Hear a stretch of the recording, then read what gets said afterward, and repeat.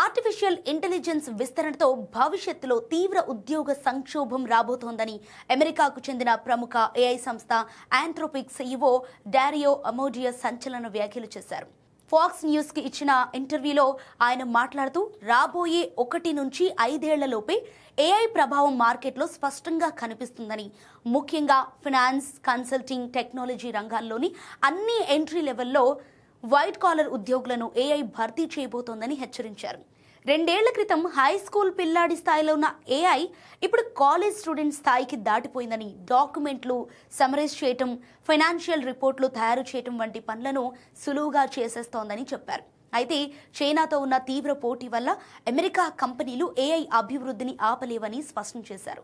ఉద్యోగం ముప్పు నుంచి తప్పుకోవాలంటే ఉద్యోగులు ఏఐ టూల్స్ వాడటంలో నైపుణ్యాలు పెంచుకోవాలని అండ్ భవిష్యత్తులో కార్మికులను ఆదుకోవటానికి ఏఐ కంపెనీలపై ప్రభుత్వాలు ప్రత్యేక పన్నులు విధించే అవకాశం కూడా ఉందని ఆయన అభిప్రాయపడ్డారు.